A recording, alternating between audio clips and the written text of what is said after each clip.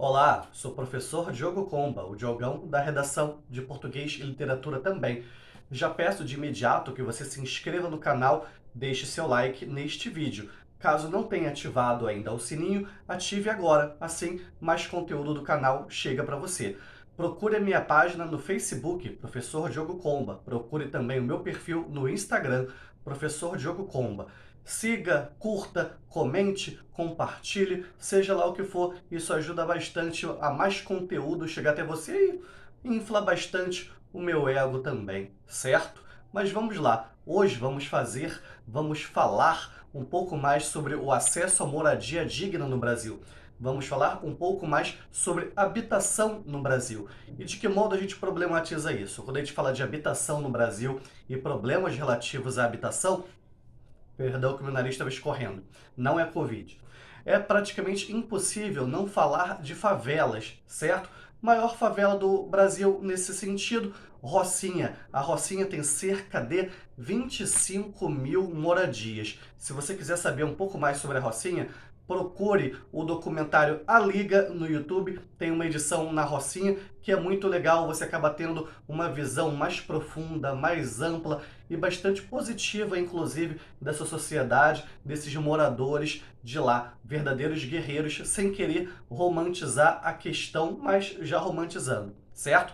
Quando a gente fala de Rio de Janeiro, a gente tem que colocar que cerca de 20% dos moradores do Rio de Janeiro moram em favelas, os chamados agrupamentos subnormais.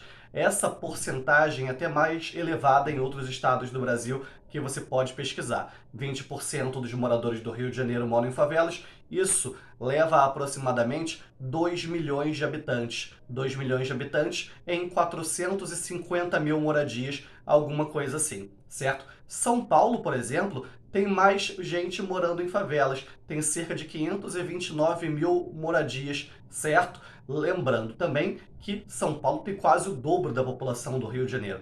Então, proporcionalmente, né, o número de moradores em favelas em São Paulo é um pouco menor. Você entendeu o cálculo matemático nesse momento.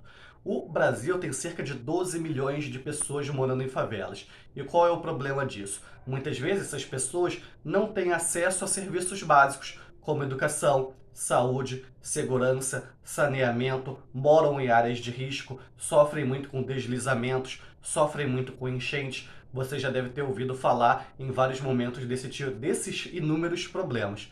E agora, você sabe por acaso qual a segunda maior favela do Brasil? É a favela Sol Nascente, no Distrito Federal. É muito curioso, né? Favelas terem nomes que muitas vezes remetem à natureza, remetem a elementos rurais. Rocinha, Sol Nascente. Pesquisa outras aí para você observar alguma coisa nesse sentido.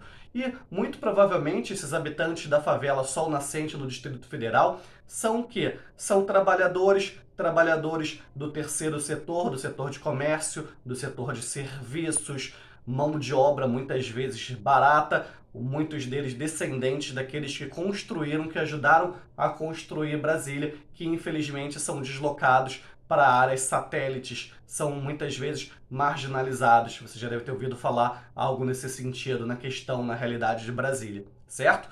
Aí agora você pergunta também, uma abordagem histórica muito positiva. Qual a primeira favela do Brasil? Primeira favela do Brasil, aqui, Morro da Providência, no Rio de Janeiro, mais ou menos ali na região central da cidade. E a formação dessa favela tem uma série de peculiaridades, de particularidades. Talvez os primeiros moradores tenham sido militares brasileiros que combateram na revolta de Canudos e vieram até o Rio de Janeiro cobrar, na então capital, o soldo, o pagamento por ter combatido por lá. Acabaram se instaurando, acabaram se instalando no Morro da Providência. Como no Morro da Providência tinha uma planta bastante parecida com uma plantinha que era comum em certos relevos lá na região onde aconteceu a revolta de Canudos, acabaram falando Morro da Favela e isso pegou, certo? Outros moradores de favelas também. Com a abolição da escravatura, 13 de maio de 1888, os escravos libertos não tinham para onde ir, não receberam qualquer tipo de assistência do Estado.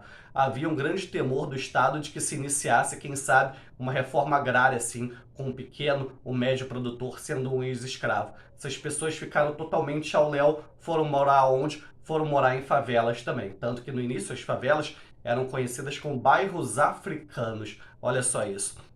A própria, a própria favela da Providência, o Morro da Providência, olha só isso, ele tem mais de 120 anos de existência já. Tem uma imagem que circula pela internet de uma favela espelhada, refletida num prédio espelhado, bastante moderno, um contraste muito intenso. É a favela, o Morro da Providência. O Morro da Providência que tem uma visão direta para vários equipamentos turísticos aqui do Rio de Janeiro, como a Roda Gigante, o Aqua Rio e a própria Baía de Guanabara, naquela área ali revitalizada do Rio de Janeiro, certo? Bastante revitalizada, principalmente com a Copa do Mundo e com as Olimpíadas. Quem mora por aqui, quem já veio aqui, provavelmente conhece. Ali perto do Museu da Manhã, do Museu de Arte do Rio também. Olha só isso. 30% dos municípios do Brasil, perdão, 30% dos municípios do Brasil têm favelas. Daí se explica aquele número de 12 milhões de habitantes habitando 12 milhões de habitantes habitando 12 milhões de pessoas vivendo em favelas aqui no Brasil. Um outro evento histórico que engrossou, que aumentou, que ampliou o número de moradores em favelas aqui no Rio de Janeiro foram as reformas urbanas de Pereira Passos, iniciadas em 1903, que tinham como objetivo modernizar a cidade do Rio de Janeiro, mas, ao mesmo tempo, o que acabaram fazendo? Acabaram segregando, acabaram marginalizando imensas camadas populacionais que não tinham para onde ir, acabaram indo morar em favelas também. Não sei se você lembra, mas a novela Lado a Lado, da Globo, de 2012 ou 2013, aborda isso ao longo de seu enredo. Vale você resgatar algumas cenas dessa novela, certo? Muitos moradores de cortiços que ficavam em regiões centrais do Rio de Janeiro, como onde hoje é a Avenida Rio Branco, como onde hoje é a Avenida Presidente Vargas, ou mesmo de bairros mais ou menos próximos ali ao centro, como Glória, Catete, Largo do Machado, foram expulsos de suas casas e foram parar em comunidades carentes, certo? Muito se fala sobre as reformas urbanas de Pereira Passos e tudo que essas reformas representaram de ruim para a cidade, do ponto de vista social, até mesmo do ponto de vista cultural, já que as pessoas foram tiradas de suas casas, tiveram suas raízes arrancadas à força, certo? Lógico que a cidade se modernizou pra caramba, a cidade era muito mal vista no cenário internacional daquela época, mas essas pessoas foram tremendamente desrespeitadas.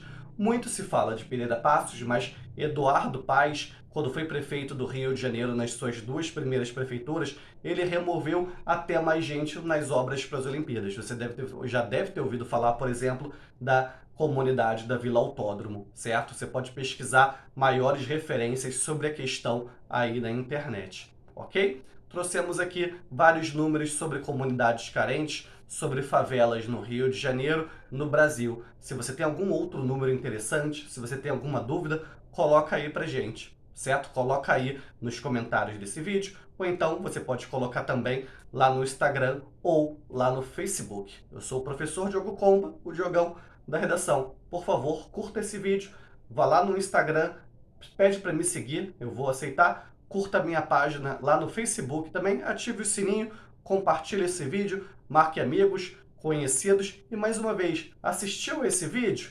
Talvez não tenha conseguido gravar algumas informações? Assista novamente ao vídeo com um caderninho do lado, olha só, estou sempre com o meu caderninho do Chaves aqui à mão, assista novamente ao vídeo com um caderninho e faça um resumo. Tente observar, tente pensar de que modo essas informações podem estar presentes no seu texto. Elas podem estar presentes no seu texto no parágrafo de contextualização, num parágrafo de argumentação, depende muito de como você vai preferir. Você gostaria de ver um parágrafo desse aqui prontinho, bonitinho no vídeo? Gostaria? Então vamos dar uma moral aí, sem visualizações, e eu faço um vídeo colocando esses parágrafos bem feitinhos, bem organizadinhos, para você pensar, quem sabe aparece um tema como esse no Enem, na UERJ, em algum vestibular que você for fazer nos próximos anos, certo? Enfim, até a próxima, até o próximo vídeo. Que a força e a inspiração estejam com vocês, sem dizer adeus jamais.